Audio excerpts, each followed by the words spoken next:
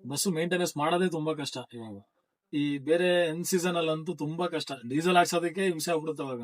ನಮ್ ಬಸ್ಗೆ ಅಂದ್ಬಿಟ್ಟೆ ವೇಟ್ ಮಾಡ್ತಿರ್ತಾರೆ, MKP ಬರುತ್ತೆ, MKP ಗೆ ಹೋಗೋಣ. ಆಮೇಲೆ ಯಾರು ಸಾಮಾನ್ಯವಾಗಿ ಜಾಸ್ತಿ ಪ್ರೈವೇಟ್ ಬಸ್ ಬರೋದಿಲ್ಲ ಇವಾಗ. ಫ್ರೀ ಇರೋದ್ರಿಂದ ಎಲ್ಲ ಗೌರ್ಮೆಂಟ್ ಅಂತಾರೆ ಅಂದ್ಬಿಟ್ಟು. ಆದ್ರೆ ಏನಂದ್ರೆ ಫ್ರೀ ಇರೋದ್ರಿಂದ ಈಗ ಒಂದ್ ಸ್ವಲ್ಪ ಸಂಪಾದನೆ ಕಮ್ಮಿ ಇದೆ ಈಗ. ಹ್ಮ್ ಬಸ್ ಗಾಡಿ ಹಾಕ್ಬಿಟ್ಟು ತುಂಬಾ ತೊಂದರೆ ಆಗ್ಬಿಟ್ಟಿದೆ ಈಗ. ಮೊದ್ಲಾದ್ರೆ ಒಂದು 5,000 6,000 ಎಲ್ಲ ಉಳಿದಿತ್ತು. ಈಗ 1,000 ಉಳಿಯೋದೇ ಕಷ್ಟ. ಫ್ರೀ ಬಸ್ ಇಂದ ಸಮಸ್ಯೆ ಆಗ್ತಾ ಈಗ ಇದೆ. ತುಂಬಾ ಸಮಸ್ಯೆ ಆಗ್ಬಿಟ್ಟಿದೆ. ನಮ್ ಬಸ್ ಅಂತಲ್ಲ, ಪ್ರತಿ ಒಂದು ಖಾಸಗಿ ಬಸ್ಸು, ಈ ಆಟೋದವರು, ಕ್ಯಾಬ್ ಚಾಲಕ, ಪ್ರತಿಯೊಬ್ಬರಿಗೂ ಕಷ್ಟನೇ ಇವಾಗ.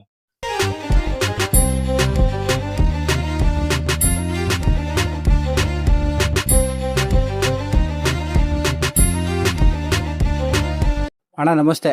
ನಮಸ್ತೆ. ನಿಮ್ಮ ಹೆಸರು ಅಣ್ಣ? ಮಾದೇಶ ಅಂತ. ಯಾವ ಊರು ಅಣ್ಣ ನಿಮ್ದು? ನಮ್ದು ಇಲ್ಲೇ ಮೈಸೂರು ಸ್ವಂತ ಪ್ರಾಪರ್.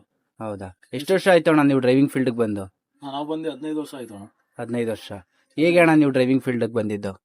ಅಂದ್ರೆ ನಾವು ದೇವಸ್ಥಾನ ಬೆಟ್ಟದ ವ್ಯವಸ್ಥೆಯಲ್ಲಿ ಬಸ್ ಕ್ಲೀನರ್ ಆಗಿ, ಆಮೇಲೆ ಹಂಗೆ ಕಲ್ತು ತಿರ್ಗಿ ಲಾರಿಗೆ ಹೋಗಿ, ಲಾರಿಯಿಂದ ಪುನಃ 10 ವರ್ಷದಿಂದ ಇಲ್ಲೇ ಲೈನ್ ಬಸ್ ಅಲ್ಲಿ ಇರೋದು ಇವಾಗ. ಮೊದಲು ಲಾರಿ ಫೀಲ್ಡ್ ಅಲ್ಲಿ ಮಾಡ್ತಾ ಇದ್ದಾರೆ. ಲಾರಿಯಲ್ಲಿ ಇದ್ದೆ, ಆಮೇಲೆ ತಿರ್ಗಿ ಬೆಟ್ಟದ ಗಾಡಿ ಓಡಿಸ್ತಾ ಇದೆ.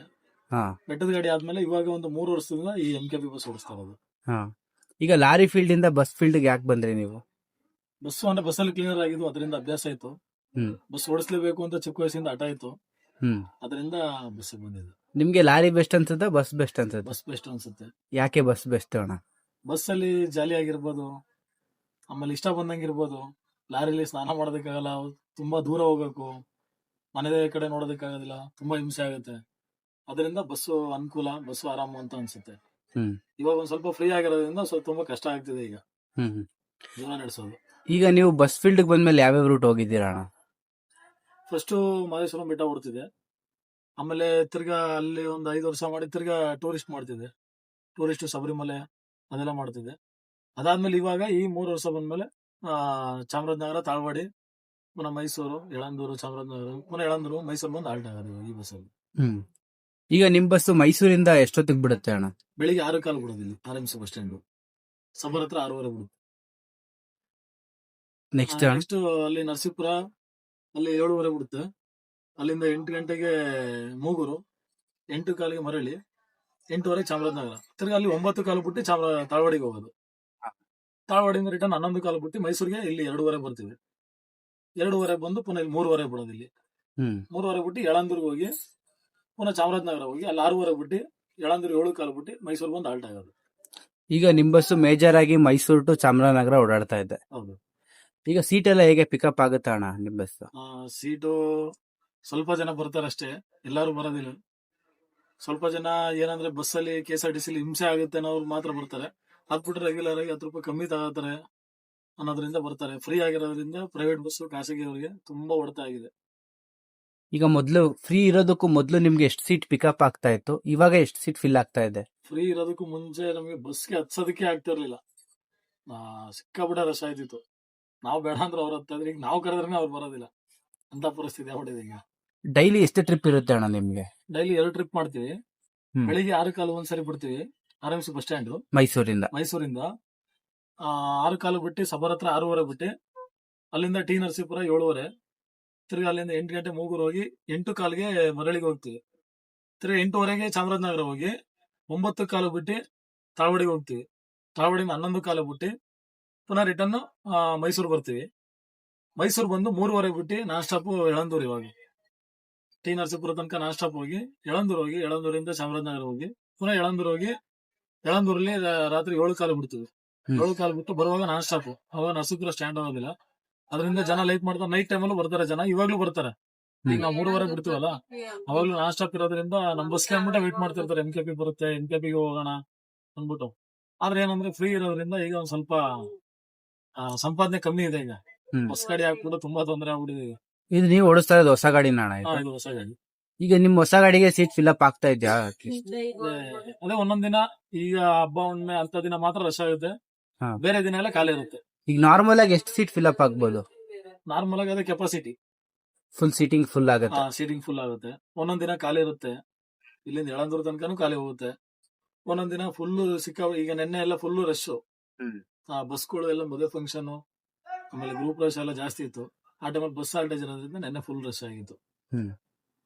ಆ ವೀಕ್ ಡೇಸ್ ಅಲ್ಲಿ ಮಾತ್ರ ರಶ್ ಇರೋದಿಲ್ಲ. ಆ ಟೈಮಲ್ಲಿ ರಶ್ ಇರೋದಿಲ್ಲ, ಖಾಲಿ ಇರುತ್ತೆ.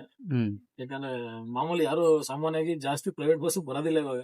ಫ್ರೀ ಇರೋದ್ರಿಂದ ಎಲ್ಲ ಗೌರ್ಮೆಂಟ್ ಅಂತಾರೆ. ಹ್ಮ್ ನಾರ್ಮಲ್ ಆಗಿ ಲೋಡ್ ಆಗಿ ಆಗುತ್ತೆ. ಈಗ ಫ್ರೀ ಬಸ್ ಇಂದ ನಿಮ್ಗೆ ಎಫೆಕ್ಟ್ ಆಗ್ತಾ ಇದೆಯಾ? ಆಗ್ತದೆ ಸರ್, ಖಂಡಿತ ಆಗ್ತದೆ. ಏನಾಗ್ತಾ ಇದೆ ಅಣ್ಣ ನಿಮ್ಗೆ? ಕಲೆಕ್ಷನ್ ತುಂಬಾ ಲಾಸ್ ಆಗ್ಬಿಟ್ಟಿದೆ ಇವಾಗ. ಮೊದ್ಲಾದ್ರೆ ಒಂದು 5,000 6,000 ಎಲ್ಲ ಉಳಿದಿತ್ತು. ಈಗ 1,000 ಉಳಿಯೋದೇ ಕಷ್ಟ.